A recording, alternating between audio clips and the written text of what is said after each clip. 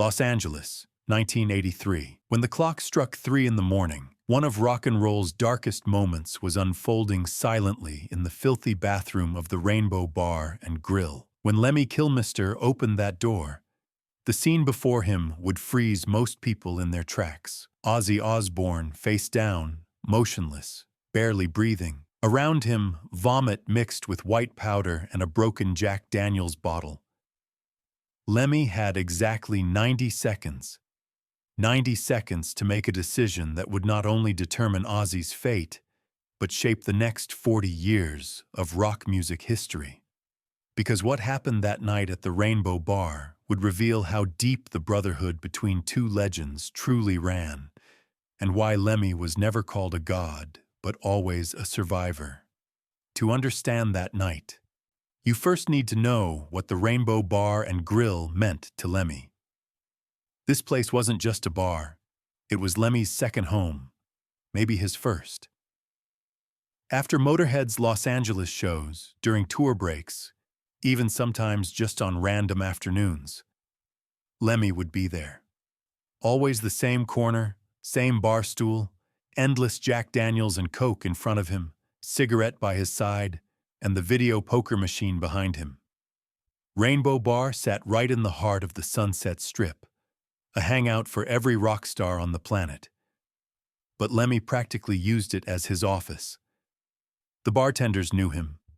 The waitresses had his order memorized, and the doorman wouldn't even open the door when he saw Lemmy coming, because Lemmy was already inside. The walls of Rainbow Bar had witnessed rock history for decades.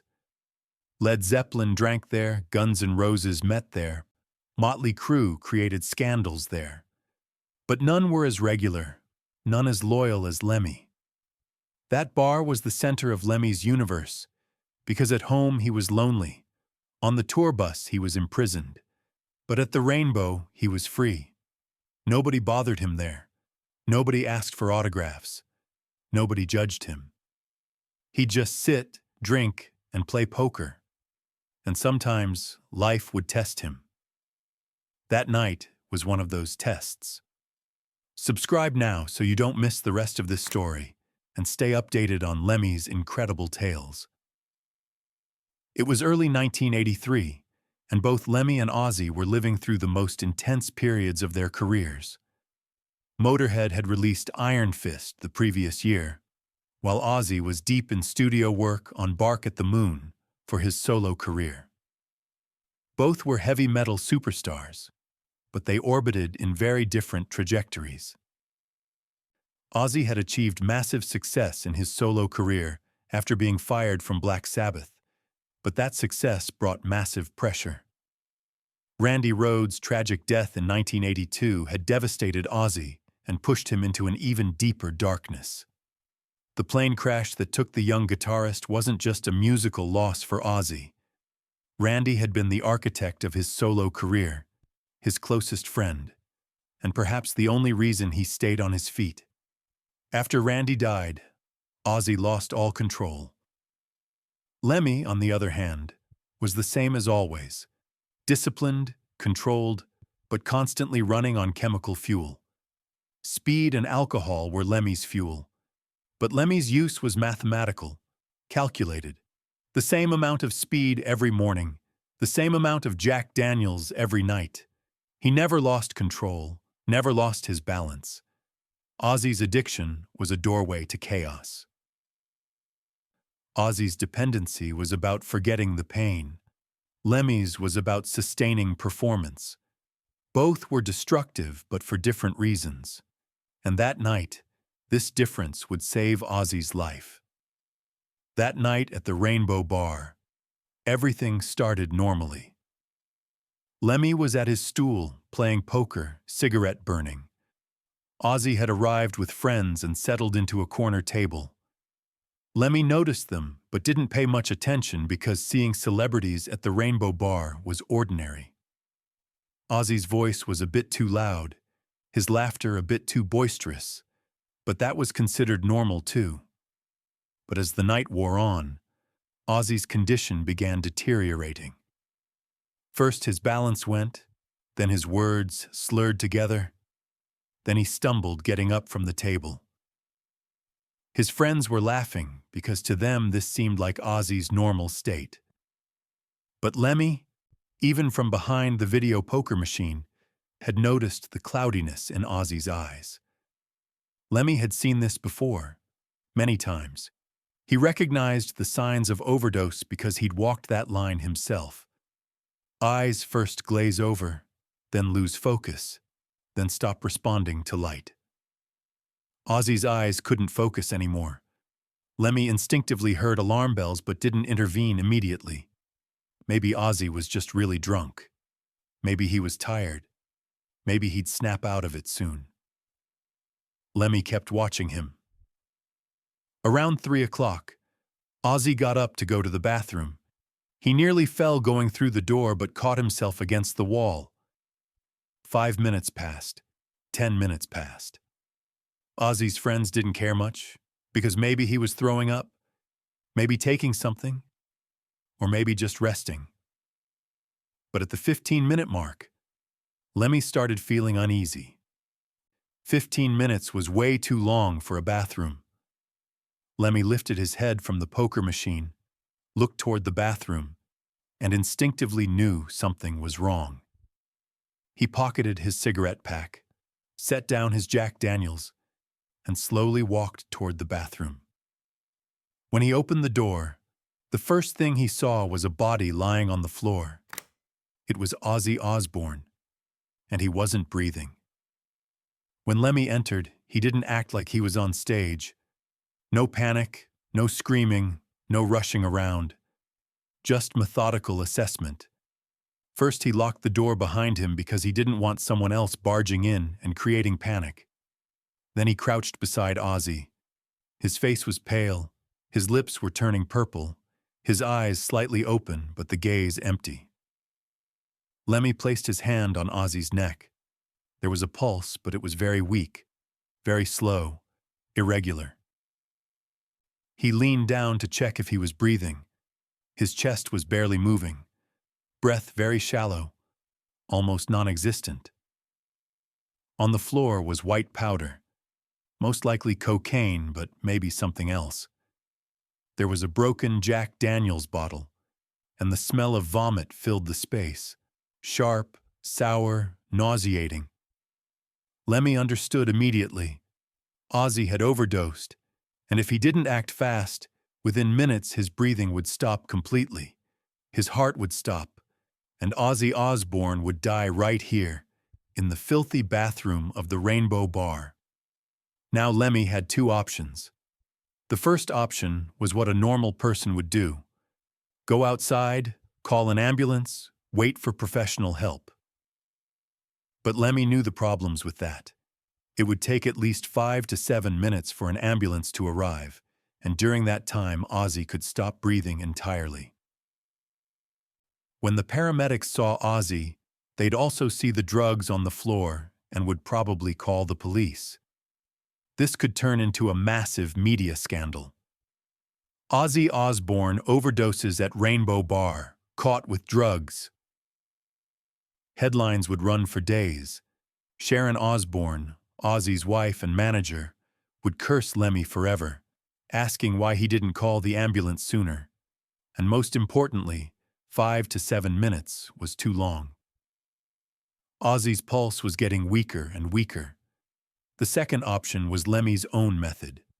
Intervene now, save Ozzy himself, and see what happens next. This was a risky decision because if something went wrong, Lemmy could be held responsible for Ozzy's death. The media could write, "Lemmy from Motorhead killed Ozzy." But Lemmy wasn't afraid of taking risks.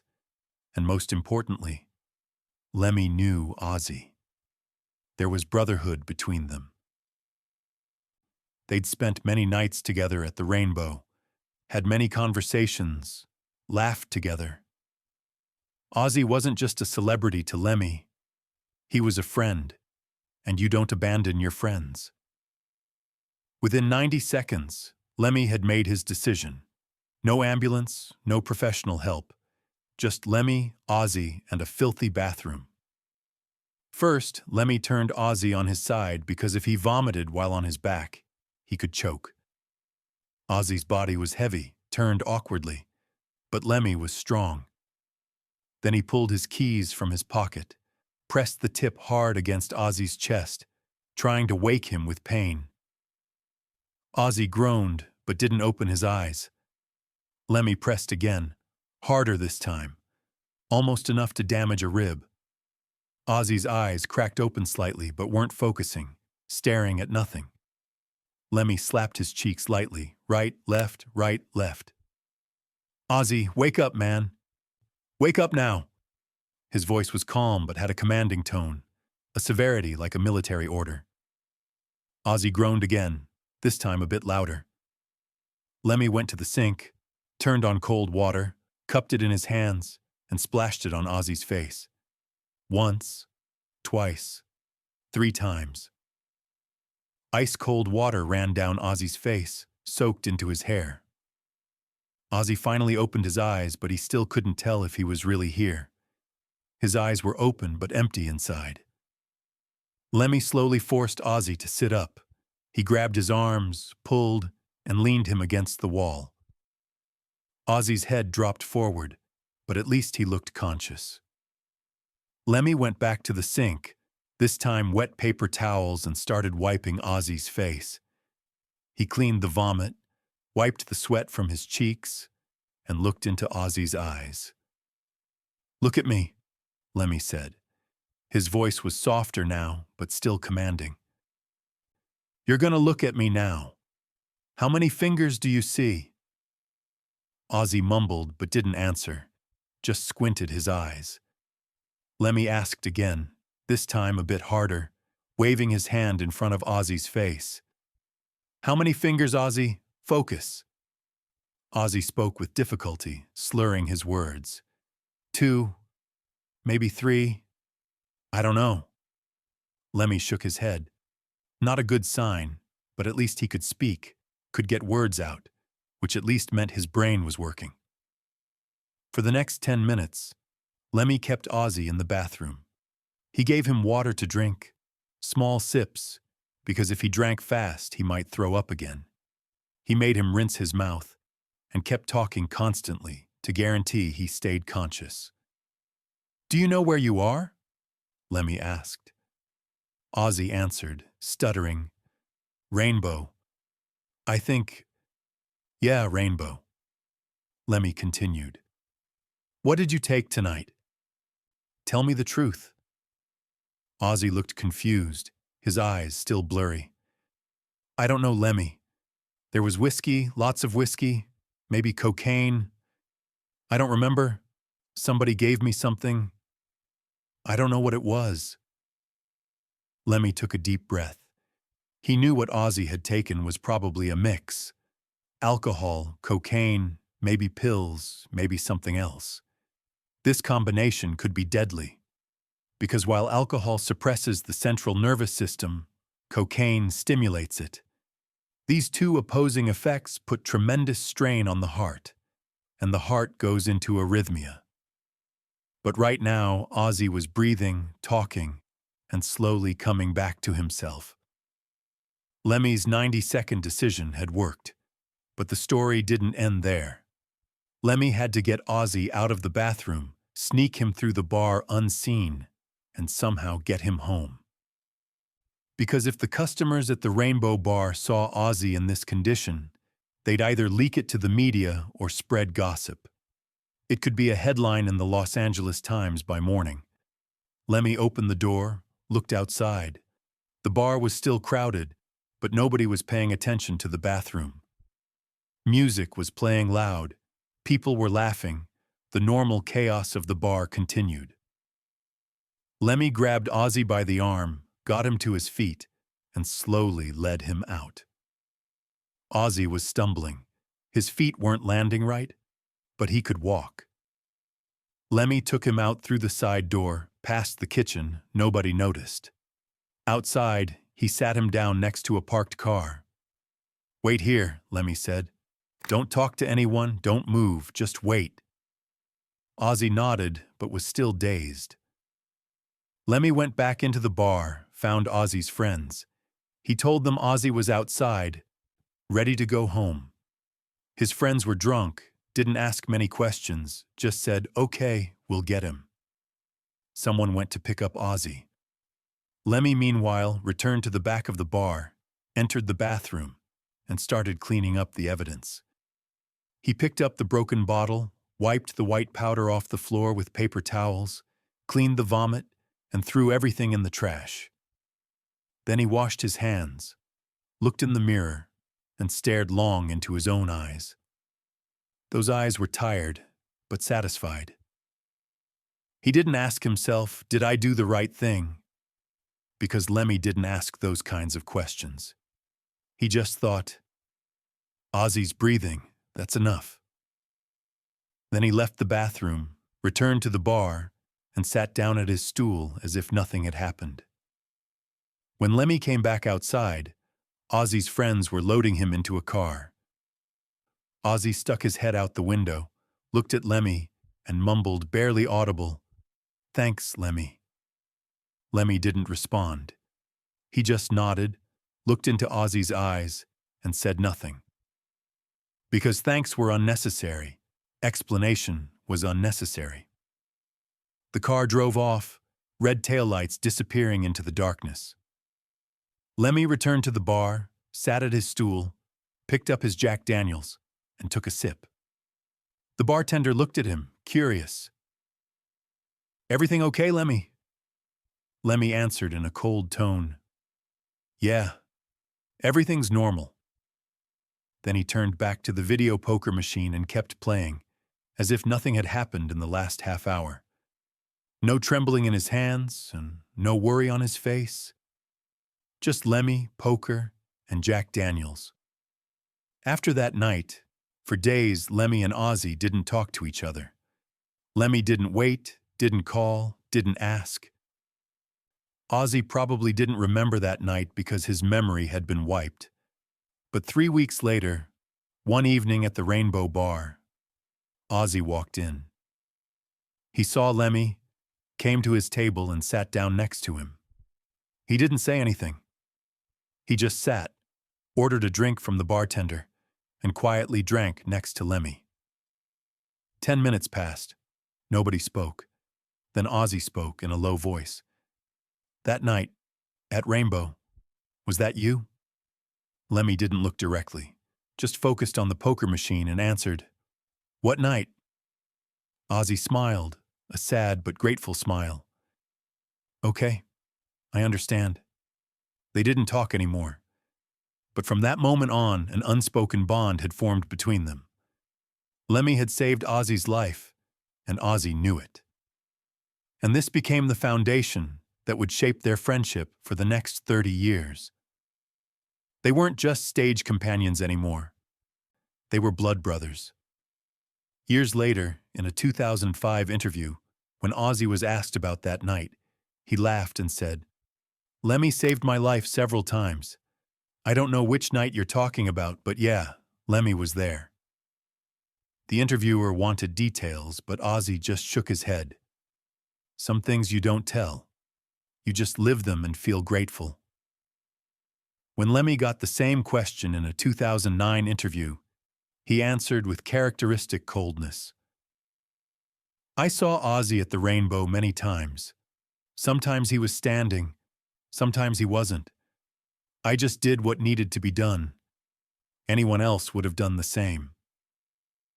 But the interviewer insisted, "But you saved his life, didn't you?" Lemmy shrugged. "Maybe. Or maybe Ozzy was just really drunk. I don't know. What matters is he's here now." But close friends say that Lemmy rarely talked about that night. But when he did, there was a sense of pride. Because Lemmy didn't chase heroics, but saving someone's life gave him an inner satisfaction. Those 90 seconds in that bathroom weren't just a medical intervention. They were a character test. Lemmy didn't panic, didn't scream, didn't create chaos. He acted methodically, practically, and ruthlessly. He didn't wait for the ambulance because he knew there was no time. He didn't call for professional help because he knew what the consequences would be. Instead, he trusted his own knowledge, his own experience, and his own instincts. Because Lemmy was a man who'd lived for decades balancing speed and alcohol. He knew the overdose limits, could distinguish what was deadly from what was manageable in the body. And that knowledge saved Ozzy that night. And this was the essence of who Lemmy was. Not a god, but a survivor. Someone who didn't create miracles, but could pull someone back from mud, vomit, and death when necessary. After that night, the Rainbow Bar took on a different meaning for Lemmy and Ozzy. Not just a place to drink, but a stage where life and death danced. Every time Lemmy went there, he'd pause for a moment passing that bathroom and look inside. Sometimes he'd remember that moment. Ozzy lying on the floor, his purple lips, and his own hands not trembling. That moment proved why Lemmy was both Motorhead's immortal leader and one of rock and roll's quietest heroes. Lemmy didn't chase media, didn't confess, didn't boast. He just did it.